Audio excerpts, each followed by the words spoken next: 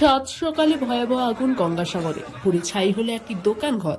এই ঘটনায় চাঞ্চল্য ছড়িয়েছে গোটা এলাকায়। স্থানীয় সূত্রে জানা যায়, দক্ষিণ চব্বিশ পরগনার সাগর কোস্টাল থানার অন্তর্গত গঙ্গাসাগরের ধবলাট অঞ্চলের অন্তর্গত লক্ষ্মীবাজারের শিবানন্দ দাস নামের এক ব্যক্তির দোকানে শর্ট সার্কিটের জেরে আজ কাকটাকা ভরে আগুন লাগে।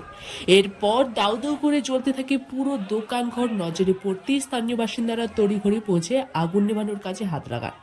পরে স্থানীয়দের দ্বারা খবর দেওয়া হয় সাগর কোস্টাল থানা ও দমকল আধিকারিকদের। খবর পেয়ে ঘটনাস্থলে সাগর কোস্টাল থানার পুলিশ ও দমকলের একটি ইঞ্জিন এসে আগুন নিয়ন্ত্রণে নিয়ে আসার চেষ্টা চালায়। তবে ততক্ষণে দোকানটি পুড়ে ছাই হয়ে যায়।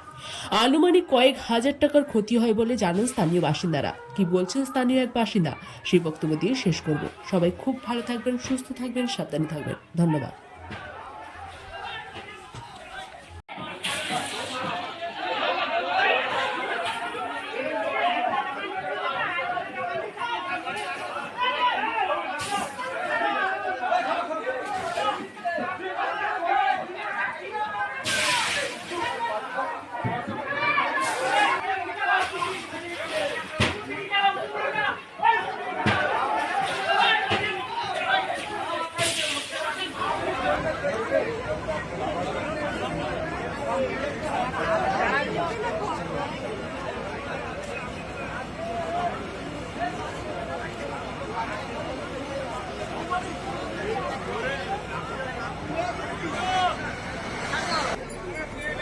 ये দোকানটা কার?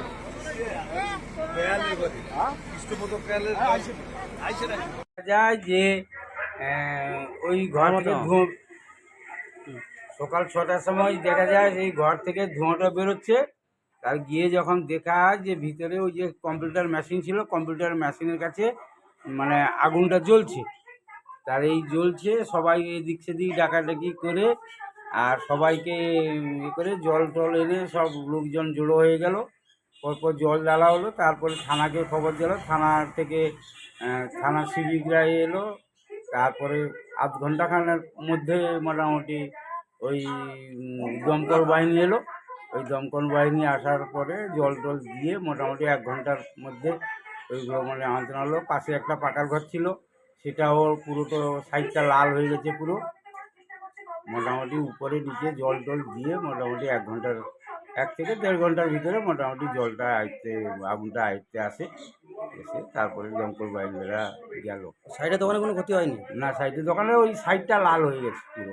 আচ্ছা, আপনার নামটা কি আছে? আমার নাম নারায়ণচন্দ্র দাস। আর যার দোকানে পুড়ে গেছে ওর যার দোকানটা পুড়ে গেছে শিবানন্দ দাস। পাশের দোকানটা যেটা লাল হয়ে গেছে সেটা হচ্ছে অরুণ দাস।